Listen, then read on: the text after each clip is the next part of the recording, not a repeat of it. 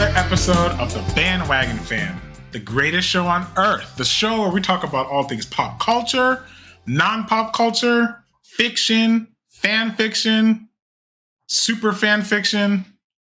I'm here for it. My name is AJ. I'm Josh. Today, we're hanging out, talking about a lot of things. We're talking about C2E2. We're talking about Harley Quinn. We're talking about our feelings. Let's start there, Josh. How are you feeling? I'm feeling okay. So I've been pretty busy lately.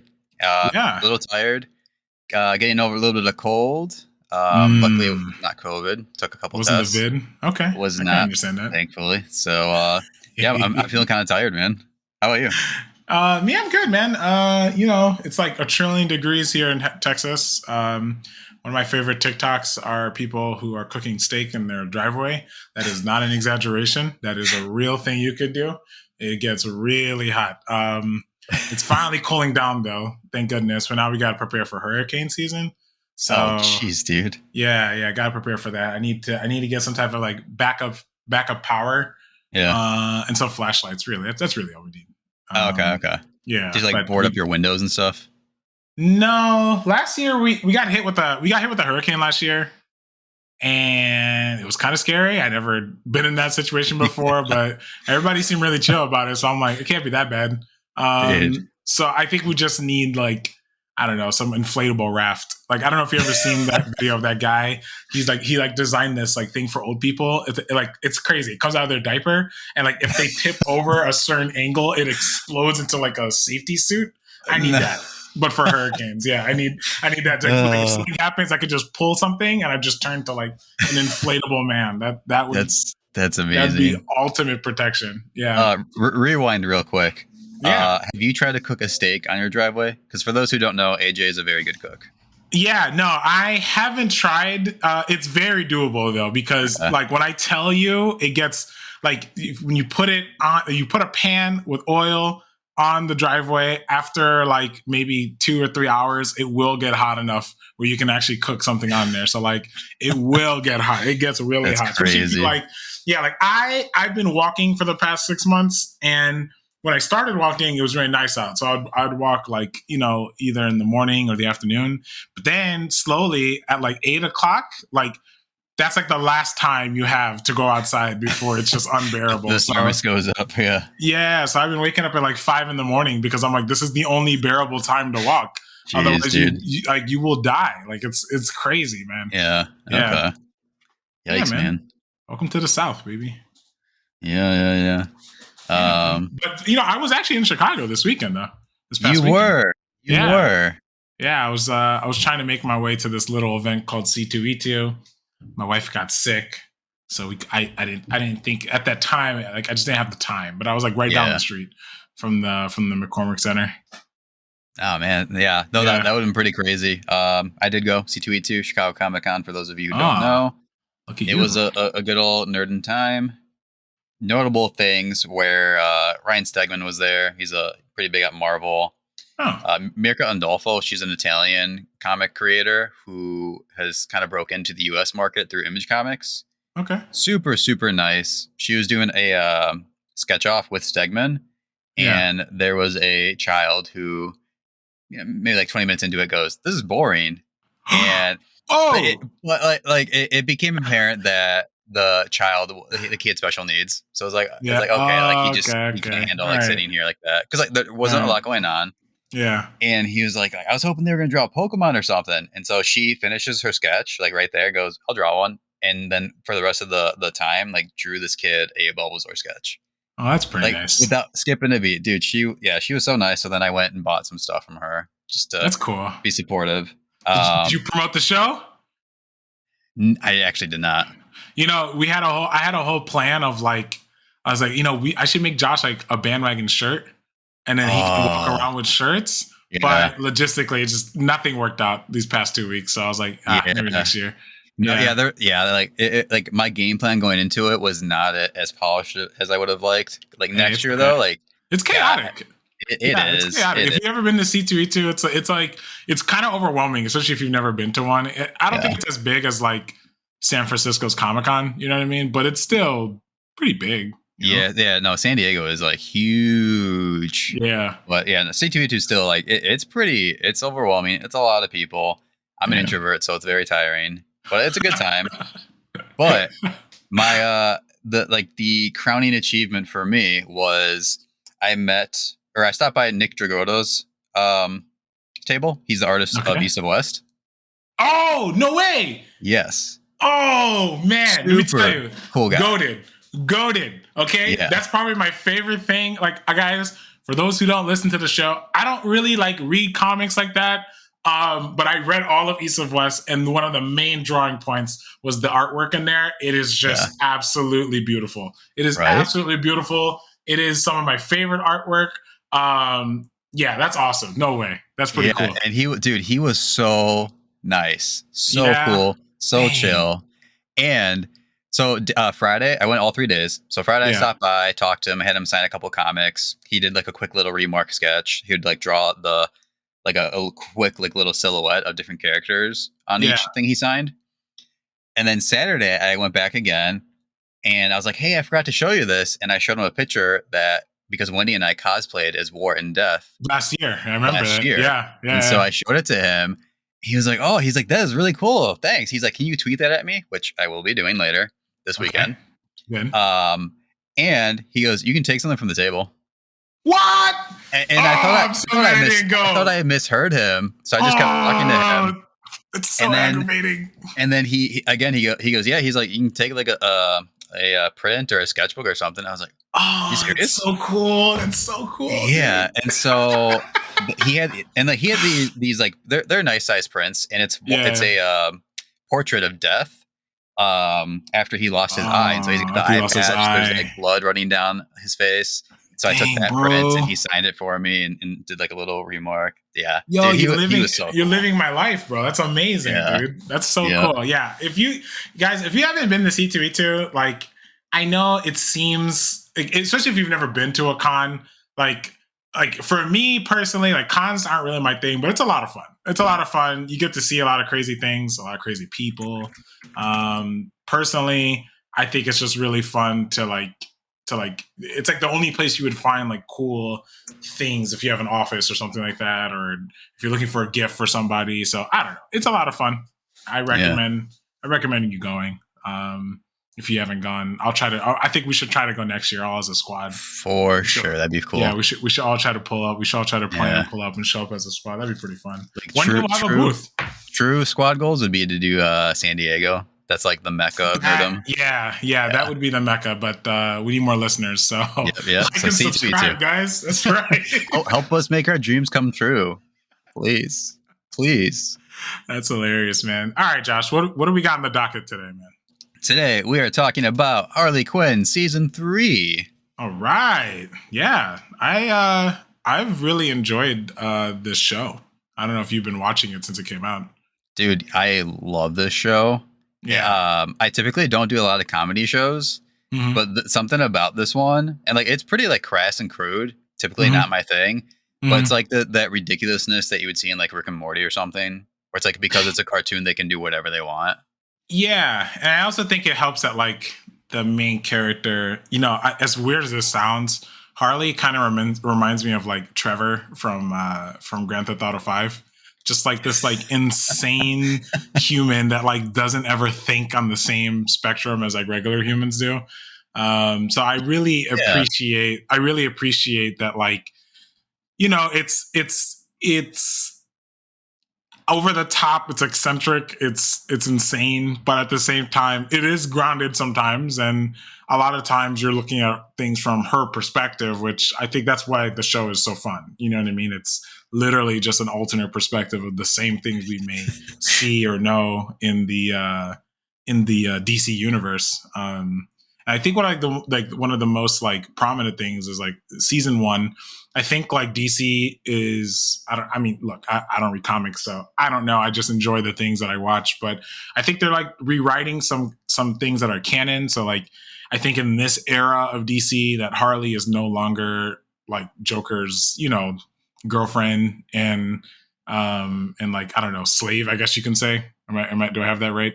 Yeah, I would say that maybe 10 years ago is when they started doing that. when they were like, oh, hey, this is an abusive relationship. We probably shouldn't market this as like couple goals. Yeah. And so, slowly, more and more, you've seen her like, she hates the Joker at this point in any comic that has come out. So, which is good. Yeah. No, that's good. That was kind of like the real major theme of the first season, right? Like the first season really was centered around, she's she's on her own, she's doing her own thing, and everybody kind of just didn't really take her seriously. You know what I mean? So it's her forming her own crew and trying to show that she can be I think that's the other funny thing too. So Harley doesn't necessarily want to be a villain. She just wants to do what Harley wants to do. So often in the show, she is either doing something bad or it's almost like a Better Call Saul situation. Like she's trying to do like something nice, but she's doing it in like the worst possible way. You know what I mean? And so like that's always like the joke that she's doing way more damage than good, but she is doing like just like a little bit of good, So so I like that tone of the first season a lot. I thought that was funny. I love all the her crew. Ivy is great. King Shark is awesome. Clayface, Clayface, yeah. The fifth, I think. And what's his name? The Dr. Psycho. Dr. Psycho, yeah. Which I love his introduction. Rejected criminal. I love his introduction to this show because he calls Wonder Woman the C word on TV and gets canceled by the villains. Yeah, because then Lex Luthor's like, we do not condone that use of language. I was like, okay, that's pretty funny. Show is very self-aware of like superhero and comic tropes, and then like blending that with real world stuff. Yeah, I like that. Yeah, and then season 2, it's just like pure chaos. Gotham. Gotham loves to be destroyed. That's the only way you could ever describe that season 2. It's like a total 180. Yeah. And then in the comics, Gotham gets destroyed constantly. We saw it in the Chris Nolan movie, and then they do it again in the Harley Quinn show. And basically it's Harley and her crew against all the other villains in Gotham, trying to one up each other and take control. And then there's a wedding, sort of. Which sort of. Doesn't really go down what the way. I mean, throughout the whole show, they kind of really build up this sexual chemistry between Harley and Ivy, and they really do complement each other's faults really well. And so I felt like that was that's like another interesting twist. You know what I mean? It's not necessarily Harley looking for a man to define her, right? It's something that she wants to do. So, that's another fun part about the show too. Yeah. And like that's played with in the comics a little bit too. And in the comics, it's definitely not as happy and jokey as it is in this show. And what's really interesting is like they both have PhDs. So it's like they'd be a power couple. Yeah. When you think about it. Yeah. And the show reminds you all the time that Harley's not stupid. She's just impulsive, incredibly impulsive. 100%. That's the thing about her, that she's not dumb. She just doesn't know how to stop acting on her impulses. You know what I mean? Yep. And that brings us to season 3, where her impulses have brought her and Ivy on this crazy adventure. It started out with 2 episodes. That's all I've watched so far. Have they released anything else yet? Yeah. So they're only on the 5th episode. I'm assuming if they're doing 10 episodes, they're halfway through. So, which seems so short, especially because I feel like it's a successful show, but it is. I think. I think for a show like this that isn't trying to follow the old school way of doing a TV show, where you have like 22 episodes that need to span over the course of like 6 or 7 months, and so you just end up having like a lot of episodes that don't. I mean, let's not kid around. Harley Quinn's not trying to tell like a great overarching story, but each season does have like some type of like story thread that it pulls on. And I think it's easier to get there in 10 episodes than like 24. You know what I mean? Yeah. And I guess they don't want to make the mistake of Stranger Things, of having like 50 hours of content for like Exactly. 5 episodes. It's For like 5 episodes. slow Yeah. down. So I feel like it works for the show. Yeah. I agree with you. It does seem like it goes by really fast, but I think that's the charm. It's like, you get a little bit, it's supposed to be funny, it's supposed to be crazy, and then you just move on. Right. So Yeah. And so starting off, Harley and Ivy on the run. And there was a comic series that actually bridges the gap between season 2 and season 3. Oh, I didn't know that. It That was makes called, a lot of sense. Yeah, it was called Sense, the Eat Bang Kill Tour. Okay, that makes so much more sense because I was like, when I watched the first episode, I'm like, wait, what? I feel like I missed a lot, and I'm like, did I miss something? And I went to watch the last episode. I'm like, no, okay, we're just supposed to assume that a bunch of stuff happened after Ivy runs away from getting married, basically. So she does the whole runaway bride thing. Runaway Bride, which I like that movie. Or at least Runaway Bride. Yeah.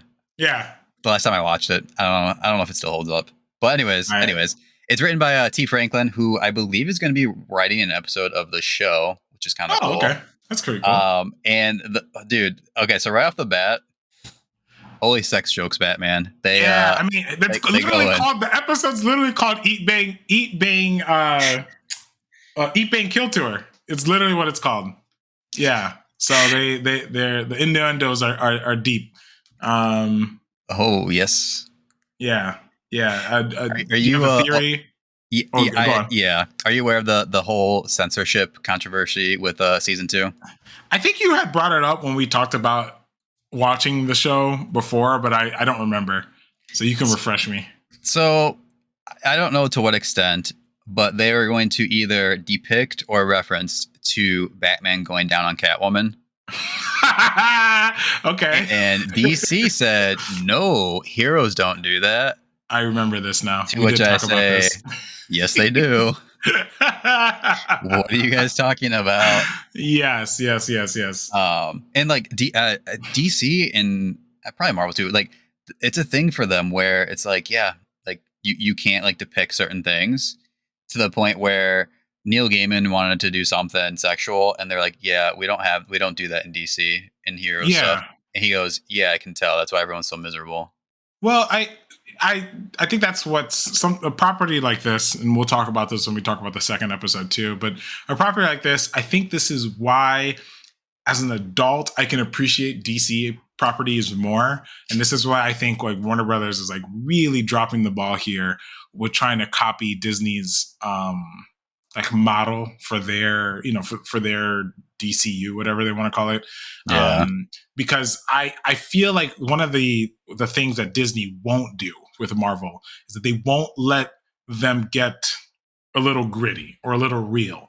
And it doesn't have to be gritty like Zack Snyder, everything's black and white type of gritty, but just like, Tony Stark is an alcoholic. So like, what does that mean to Tony Stark? Which he is in the comics, right? There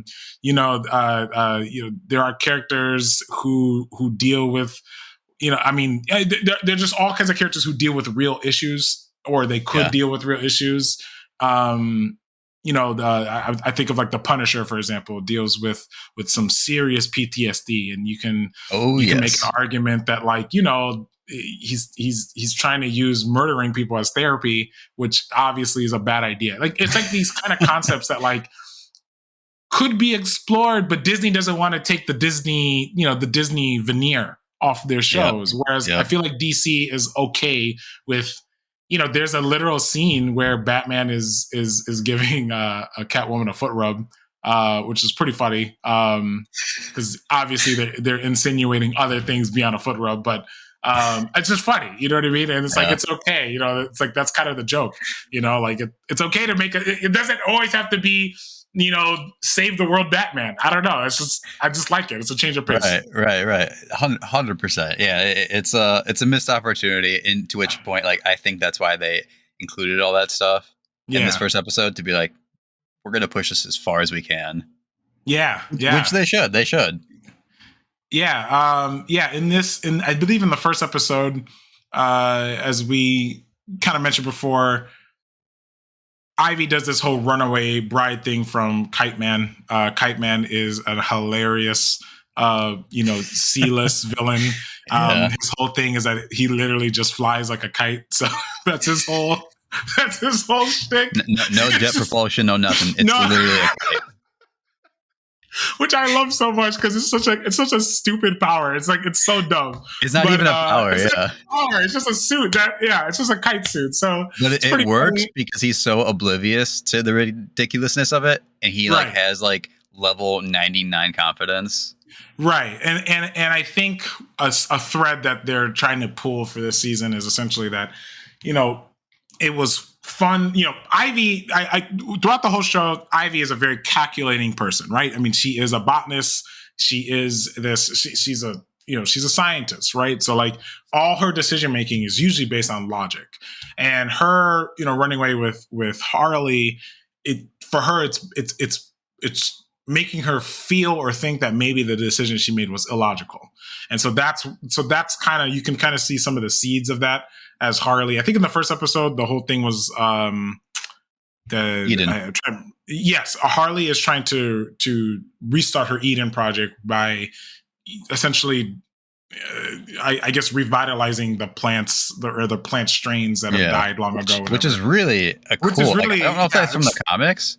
But regardless, if it is or isn't, that's a really cool idea for the character.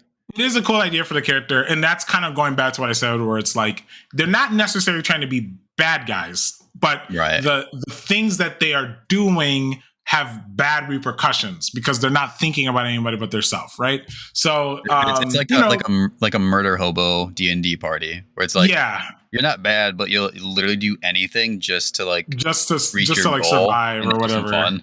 Yeah, exactly. So, and that's kind of where, you're starting to see the clash in their relationship a little bit because, Harley cannot, it's almost like this idea that Harley cannot help but be herself. You know what I mean? She is destructive. She is like a walking tornado of destruction. And I think one of the things that they alluded to in season 2 was that one of the reasons why Ivy was with Kite Man was specific because he's stable. You know what I mean? He is what you're getting with Kite Man.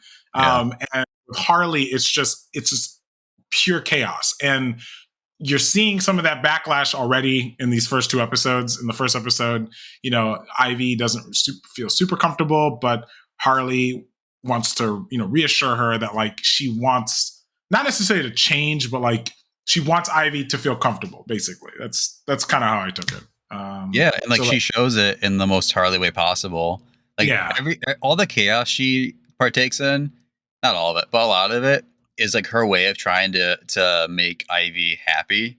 Yeah, and it's a real world situation of trying to show affection in a way the other person isn't receptive to.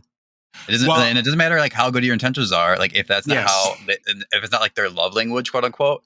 You're kind of wasting your time. You're forcing it. Yeah. And something else, I don't know if you catch this, but in these first 2 episodes specifically, something about Harley Quinn that is, her, that's her cross to bear. That's her burden in life, is that she has a addictive behavior. And you can see that she is now superimposing her relationship with the Joker with Ivy. You know what I mean?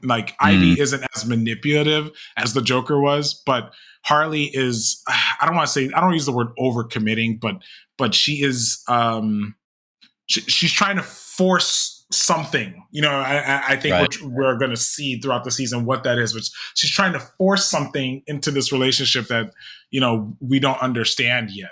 And I think that's also going to cause a big problem because I think Harley's going to come to that realization that I'm too invested in you to care about me. You know what I mean? Right. And I think that's also going to cause friction in their relationship too.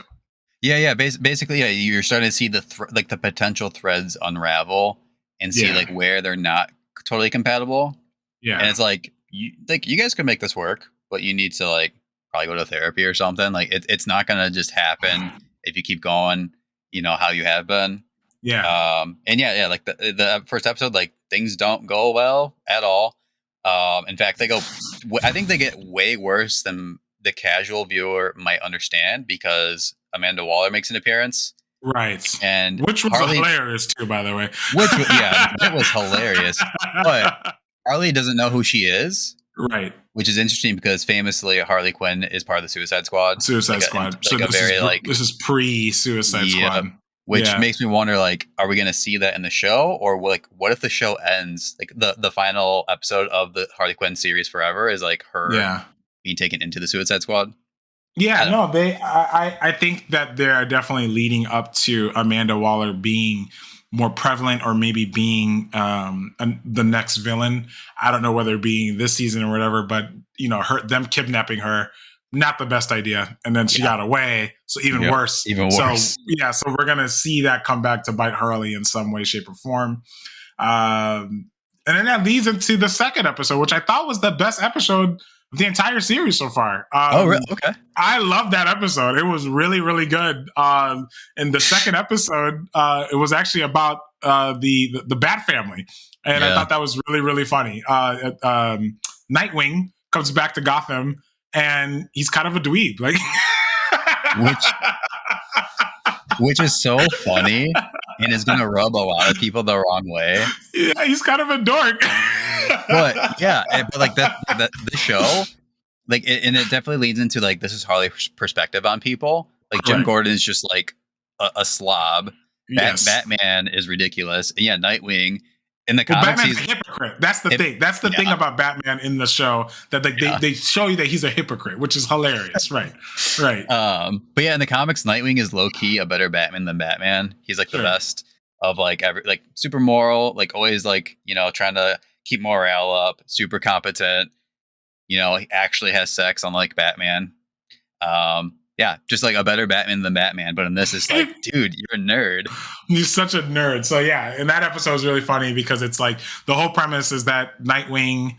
What city does Nightwing disappear to? Bloodhaven. Okay, so, like, he comes back to Gotham, and he's like, things are going great in Bloodhaven. And then, the joke is like, well, if they were going so great, why are you back? Wouldn't we have heard about it? And it's him trying to fit in to the Bat family. And I like that. I kind of felt like that might have been like a pilot for, like, a Bat family TV show, which I would be 100% on board for, because it was really funny. Like, you had I can't remember Batman's son's name. Damian Wayne. Thank you, Damian, who's just a total brat, but in a funny way. Like, and Batman is just this, like very clearly, Dick Grayson looks to Batman as this unapproved, like father for approval, and who doesn't give it to him. Yeah, so it's just, I don't know, it's just really funny. And then there was, like, another Batman who I'd never heard of. I don't know if that's some kind of, like, inside joke if you read the comics. Who was the dude with the wig? That's Alfred. And, like, the macaroni is like, I didn't get the joke. I didn't catch that. Okay, that makes a lot more sense. I was like, what's happening? I was like, is this another Batman character I'm not familiar with? I was like, I don't know what's happening, but this is hilarious. So I would totally be on board if they made a Bat family show based on the Bat family they introduced in Harley Quinn. Even the episode's premise was hilarious because both Batgirl and Harley had the same idea to try to rebuild the trust. In season 2, it ends with Harley's team getting arrested, so she has to break them out of Arkham. Are they in Arkham? I don't remember where they are. Or just Gotham. I don't remember. They're in some facility, some, like, really, like, lockdown facility. They break them out, but they're not gelling. You know what I mean? So Harley's trying to, like, make sure everyone, including Ivy, can feel comfortable. So both Harley and Batgirl have the same idea to do an escape room, but it turns out the Riddler it was just a trap from the Riddler, and so, like, it's like an actual, like, murder escape room. It's really funny. It's really cool. Which is because, like, he murders people, but at the same time, it's like he's, like, super annoying. Well, not only that, but I think an underlying joke with that episode, and why I love this so much, was just, like, it was this idea that the whole plot of it, like, his whole plot based on the fact that they would watch the commercial and then come to the escape room, which means if they didn't come, he would just be murdering people in an escape room for no reason, leaving clues for Batman that made no sense to the regular person. Like, I felt like that was kind of like the underlying joke, which is I just thought it was hilarious. It's just really, really funny. So, yeah, I think I don't know what like the macaroni is. I've never seen that before, but that whole episode just had like just about everything in it. So I would really want a Bat Family TV show to come out of Harley. Yeah. Now that you say that, that would be great. There's a web comic about the Bat Family. It's like, like for like like a young teens type of thing, but it's pretty funny too. So I think that shows like a show like that could work. Yeah. Keep it comedy, keep it loose, keep it fun. And that's kind of what I mean. That's kind of what I mean when I say that, like, this show is not afraid to it's not afraid to show these characters in a different light. You know what I mean? Right. And like later, not to give spoilers, but the Joker, well, I mean, I guess we could. Season 2, the Joker gets his memory back because he had lost his memory by falling in the vat, I think, again, right? Yeah, the acid. He fell in the vat of acid. It made him lose his memories, and then because they needed the Joker back, Harley pushes him back into the vat to bring back the Joker. But he's not fully the Joker, like he's, I don't know. You find out he had a relationship when he wasn't the Joker. Yeah. So he wanted to keep that relationship. So he's like becoming a stepfather to this family. And it's really funny because in, I think, episode 4, I won't spoil it for you, but there's a hilarious scene where they have to ask him a question. And he's like a dad now. He's just like, it's like the funniest thing ever, but he's also the Joker. I don't know how to explain it. It's just really funny. And like, I'm like, this would also work. Like I could definitely see if they made like a Bat Family show, this thing where like the Joker is trying to be a dad because like the whole thing with his girlfriend / I can't remember if they got married or whatever. I don't remember either now. Like the whole thing is like she didn't care that she was the Joker just as long as he was responsible to her. So it doesn't mean that he won't do bad things. It just means that he can't do bad things that involve the family, which I think is just really funny. Like, I don't know, it's just funny. It's just yeah, no, so, and like the show does a good job of that, like balancing like real world stuff, and like it gets serious, but also it's hilarious all the time. Just hilarious, yeah. Or like the fact that finally, like you see like Catwoman and Batman in a relationship, but she doesn't want to tell Ivy and Harley, and I don't really know why yet. They kind of make it seem like ominous. I don't really know why she doesn't want to tell them yet, but I guess we'll see. Because like in this show, in this world, like Harley and Ivy are not being actively pursued by anyone really. Like they're Jim Gordon. Well, Jim Gordon, yes, but like not by like the Justice League. Right. Well, arguable, but yeah, arguably, yeah. So I also think that's going to be something that plays out later in the season. Oh, okay. Yeah. So I love that Bane subplot too. Bane subplot was. You don't like that? That was so funny. Why didn't you like it? It's funny, but like it was too long. Like I prefer him as like a cameo character, like 5 seconds, 10 seconds at a time. Sure. But for me, I thought it was hilarious because it's like it is true to Bane's character, right? Like this blind, almost like slavish devotion to a goal. Right, that's how he became Bane in the first place. So it's like this long plot of him trying to get back at Harley. I just thought that was funny. I just thought like he's at the bank trying to get approved for he's trying to buy the supplies to blow up their hideout. He has to go like approve of the purchases. He has to go to the approval purchase. Like I thought that was just funny. I thought that was funny. And his character was supposed to be in place of Dr. Psycho being gone. So I think that's why it was in there, because Dr. Psycho was also that kind of character that's like this continual punchline type of thing. Yeah. The voice actress who did the bank teller, she was like the super like California surfer girl voice. She's like, tell me what's really going on. I don't know. I just thought it was funny. I just thought it was really funny. It was, and like him destroying the hideout was supposed to be a cathartic moment for him. I don't know. And he goes, I feel nothing. Which, like the punchlines with Bane are hilarious. Yeah. But because it's like, oh, dude, you're just like a lovable like idiot. Like, yeah. So I liked it. I thought it was funny. Yeah, I thought it was funny. I like the punchlines. It's just the build up is too long for me. Yeah. So overall, like, what do you think about where the show has been, where the show's going? Is it in good hands? On watching the first 2 episodes of this season, I would say that I am an expert on it. Yeah. And would say that people should definitely check this out.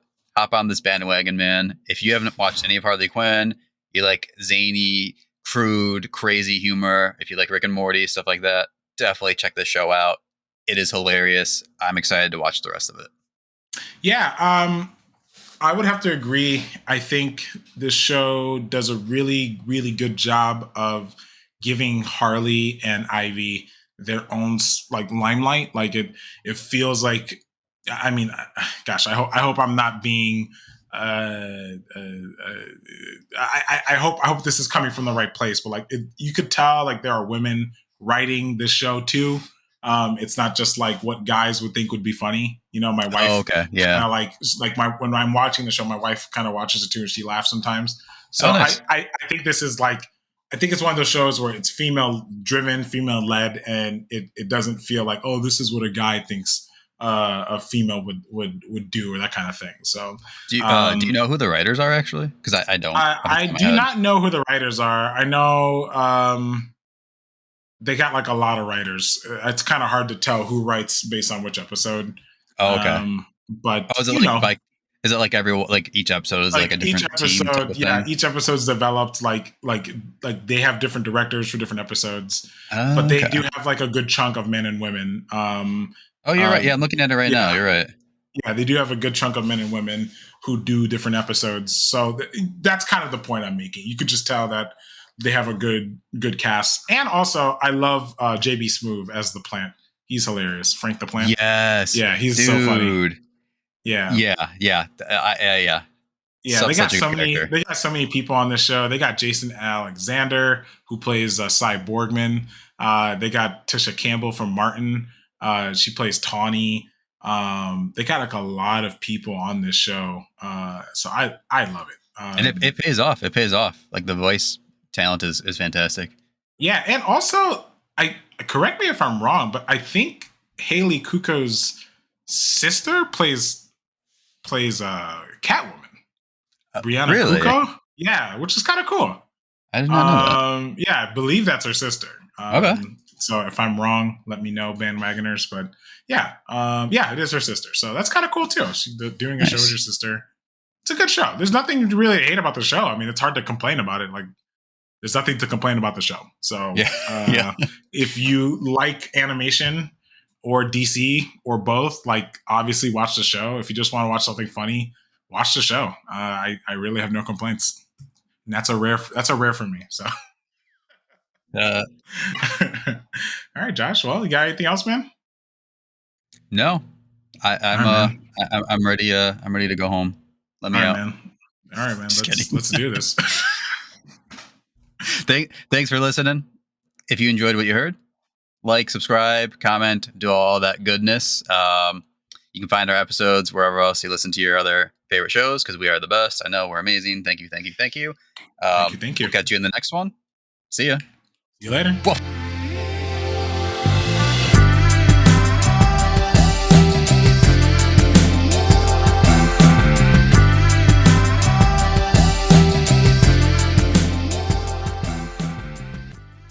The Bandwagon Fan Podcast is hosted by Josh Jimenez, Alex Melgosa, and me, AJ Soy. Our show is produced by Kate Smith and edited by your boy, AJ. Our social media is managed by Natalia Kokulia, and our theme song, Lush Waves, is provided to us by Taylor Lewin of _audio. Thank you for listening, and we'll see you next time.